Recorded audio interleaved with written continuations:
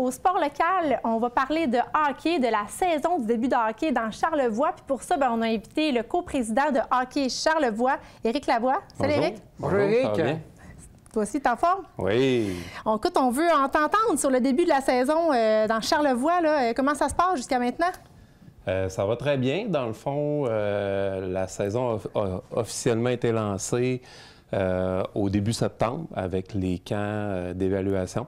Donc, quand on parle de camps d'évaluation, ça permet de former les équipes selon les différentes catégories.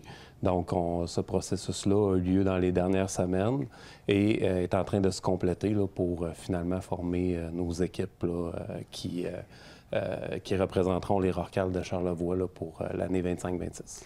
Deux questions en une, si tu permets. Le bassin des Rorcals, est-ce que c'est juste, mettons, la MRC de Charlevoix ou ça va plus grand? C'est vraiment Charlevoix. Donc, le Grand Charlevoix. Exactement. Donc, Hockey Charlevoix, c'est l'association là, qui représente l'ensemble des joueurs sur le territoire de Charlevoix. Donc, on a des joueurs là, de Lamalbaie, Clermont, de toutes les municipalités là, de Charlevoix. Puis combien?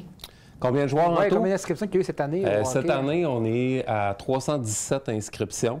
Il y a encore de la place dans les catégories M7 et M9. Les tout-petits, dans le fond, étant donné que la saison est un petit peu plus tard, ils sont commencés, mais la formation des équipes, ça fait un petit peu plus tard parce qu'il y a un programme d'enseignement là, au début, donc on peut se permettre de prendre quelques inscriptions encore. Mais cette année, on est à 317 joueurs. Puis est-ce que c'est comme une année un peu comme record pour la quantité de jeunes hockeyeurs qu'on a dans la région? C'est une bonne année. Si on compare à l'année dernière, on avait 271 joueurs. Ah, wow. Donc, on est environ à peu près 17 d'augmentation. C'est vraiment au niveau des catégories M15, M18 où on a un écart important par rapport à l'année passée. Donc, on a été capable d'assurer la rétention là, de probablement des jeunes de 13-15 ans qui montent de catégorie d'année en année. Normalement, relâcher le hockey vers cette année passée, cette année, on continue. Bien, tu sais, ça fluctue d'une année à l'autre, là, mais cette année, on a vraiment une bonne année. Puis on a perdu moins de joueurs là, que peut-être que les autres années. Est-ce que c'est l'effet Demidov ou c'est l'effet Lynn Hudson? Écoute, probablement les deux. Hein? Probablement les deux. Probablement l'effet aussi que les Canadiens ont des bonnes années. Puis ça veut pas, bien, ça vient chercher peut-être les jeunes. Ça permet aux jeunes de s'accrocher. Fait que peut-être un peu des deux. Puis on parle de ces beaux chiffres-là, le nombre d'inscriptions qui est important, mais là, on va parler de la relève des jeunes. Je présume que là aussi, il va y avoir une belle quantité d'inscriptions. Puis je te passe la balle aussi, la POC, je devrais dire, pour que tu nous parles du bel événement qui a eu lieu là, avec les tout-petits dans les derniers jours. Oui, tout à fait. Bien, au niveau des jeunes, les catégories M7, M9, on a aussi une progression de quelques inscriptions là, par rapport à l'an dernier. Donc, on a à peu près une dizaine d'inscriptions de plus. C'est déjà bon. Comme je vous dis, on peut, ça peut augmenter. On mise beaucoup là-dessus. Hein. C'est notre relève. On veut aller chercher les jeunes d'âge M7, d'âge M9. D'ailleurs, on avait été approché par Tim Hortons, la bannière Tim Hortons, qui a choisi la région de Charlevoix, la ville de Baie-Saint-Paul, mais nous, on a invité l'ensemble des joueurs de Charlevoix à venir faire un événement qui s'appelle la remise de mon premier chandail à des jeunes de 4-5 ans là, qui vont commencer. C'était super. On a eu un bel événement dans la cour du Tim Hortons avec un jeu gonflable, du café, des Timbits, où on a pu remettre là, les chandails à chacun des jeunes, les chandails qui avaient été fournis par Tim Hortons. Ces jeunes-là n'ont pas des chandails des Rorcals, ils ont vraiment des chandails avec le programme là, Tim Hortons. Et tout ça se concluait là, à la suite de la remise de mon premier chandail par un événement à l'Arena où les jeunes étaient divisés puis pouvaient avoir du plaisir là, sur la glace. Moi, j'ai parlé à des petits cocos qui ont eu leur chandail, là, puis les étoiles dans les yeux là, de cet événement-là, je pense que ça fait un beau wow. Puis c'est une belle façon de continuer à promouvoir tout ça puis espérer que les jeunes continuent. Mais comme tu dis, s'il y a des gens à la maison qui entendent ça, des gens qui voudraient commencer d'âge justement M7, M9, c'est encore possible là, de communiquer avec vous pour s'inscrire? Tout à fait. C'est possible de communiquer avec nous. Vous pouvez aller sur le site Internet d'Hockey Charlevoix. Les coordonnées là, de l'équipe sont là. Il va y avoir aussi une journée porte ouverte qui va être annoncée prochainement. Donc, ça permet justement là, de peut-être faire essayer une fois, une pratique. Ça ressemble à quoi? On a un petit peu d'équipement. Là, cette journée-là, on demande, tu sais, c'est pas obligé d'avoir tout l'équipement. Là. Donc, casque, gants, protège-cou avec les patins. La base, et ça permet, c'est ça, ça permet aux jeunes de venir voir, de venir essayer. Des fois, ça peut être impressionnant aussi. Quand même, plusieurs jeunes sur la glace permet de voir est-ce que le jeune aime ça.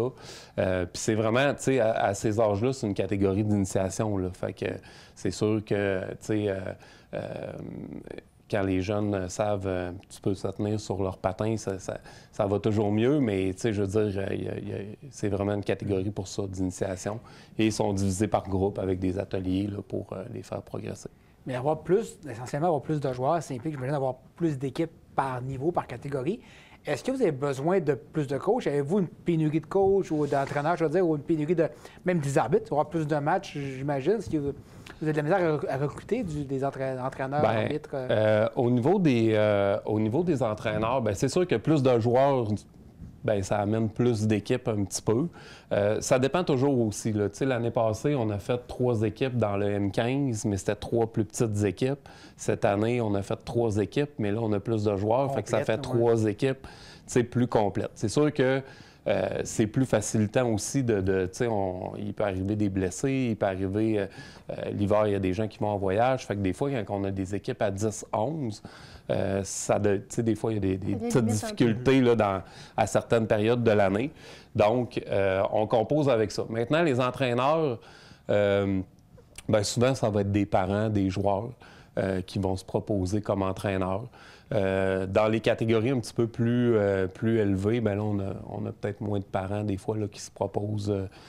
Fait que nous, on n'est pas fermés à aller voir pour voir s'il n'y a pas d'autres personnes là, qui désireraient entraîner. Présentement, on réussit à combler, là, les équipes réussissent à combler leur poste d'entraîneur, de gérant, tout ce que ça prend. Au niveau des officiels, c'est pas nous, Hockey Charlevoix, là, qui gérons les officiels, mais c'est sûr que on veut quand même s'assurer qu'il y a assez d'officiels. Donc, de ce côté-là, ça va quand même bien. On a des jeunes recrues aussi là, qui commencent. Il faut qu'ils commencent aussi. Hockey Québec mise beaucoup sur la relève au niveau des officiels. Donc, ils les font commencer là, dans les catégories plus jeunes. Puis depuis l'année dernière, on est capable d'identifier les jeunes officiels avec un bandeau jaune sur leur bras. Donc, ça permet aussi aux entraîneurs de savoir, OK, ça, c'est un jeune officiel, tu sais. Moi, je trouve que c'est une belle mesure qui a été intégrée là, pour justement respecter les officiels. Hein. Pas d'arbitre, pas de match. Fait que c'est vraiment ça qu'il faut comprendre. Écoute, je prends la balle au bon, tu parles d'officiel. Les parents, vous êtes 2 parents de joueurs de hockey. Y a-t-il de la sensibilisation qui est faite auprès des parents pour pas avoir d'histoire d'horreur dans les estrades? Parce qu'on en entend parler, évidemment. C'est arrivé au baseball cet été. Est-ce que vous faites, y a-t-il une sensibilisation? Comment vous prévoyez ou gérez les situations conflictuelles entre parents? C'est sûr, on ne peut pas empêcher ça. Hein. Je pense qu'à un moment donné, il y a toujours... Les imbéciles de partout. Il y a toujours... la bêtise humaine, c'est ce qui sera pas dit. Il y aura toujours, je veux dire, avec le nombre de joueurs qu'on a, le nombre d'équipes, bien, à un moment donné, il y a toujours des petits événements, mais ça reste isolé. Faut savoir que chaque joueur, chaque parent, chaque entraîneur signe un code d'éthique en partant. Un code d'éthique là, qui est basé sur les valeurs d'Hockey Québec, le respect, entre autres. Donc, chaque personne qui déroge à ce code d'éthique-là, bien, peut savoir imposer des sanctions en lien avec ça. Que ce soit un joueur, que ce soit un entraîneur ou un parent. Donc, tu sais, il y a ça qui est fait. Il y a de mémoire des formations aussi sur le respect du sport qui sont disponibles là, du côté de Hockey Québec. C'est sûr que Hockey Charlevoix, on ne valide pas si chaque parent a suivi la formation, mais c'est des choses qui se font. Hockey Québec fait beaucoup de sensibilisation pour justement enlever un peu cette image-là négative du hockey. Ça reste des événements isolés. C'est sûr qu'on n'en veut pas, mais en même temps, ça reste des événements isolés. Le hockey, c'est un sport un sport rapide, c'est un sport d'émotion, c'est un sport intense. Fait que c'est sûr que des fois, il y a des gens qui sont plus portés à réagir dans ce genre de situation-là. Mais c'est sûr que nous, Hockey Charlevoix, on ne cautionne pas ça. Puis s'il y a des événements qui arrivent au courant de la saison, bien, on va prendre les mesures nécessaires là, pour rétablir la situation, c'est certain. Éric Lavoie, merci beaucoup. On va vous suivre cette saison avec le Rorcal, avec plaisir. Bien, merci. Je invite les gens à aller voir les matchs des jeunes, d'encourager les jeunes dans l'aréna de Clermont, l'aréna de Baie-Saint-Paul et dans le respect. Bien, d'ailleurs, juste peut-être dire que pour nos équipes double lettre, la saison commence officiellement en fin de semaine avec les matchs préparatoires. Donc, on a le M15-2A qui va être dans la région dimanche après-midi à 14 h. Les autres équipes sont du côté de l'extérieur et la saison officielle va commencer la fin de semaine du 11-12 octobre. Et pour les équipes simple lettres, les parties vont commencer la fin de semaine du 25-26 octobre. Donc, on va passer là, sur notre page Facebook l'ensemble des équipes là, qui jouent dans Charlevoix, comme on l'a fait l'an dernier. Puis plein de belles fins de semaine de tournois aussi, je pense. Puis des fins de semaine de tournois, on pourra peut-être revenir au courant du mois de décembre là, pour annoncer les tournois qui arrivent cet hiver. Merci, Éric. Merci. Merci.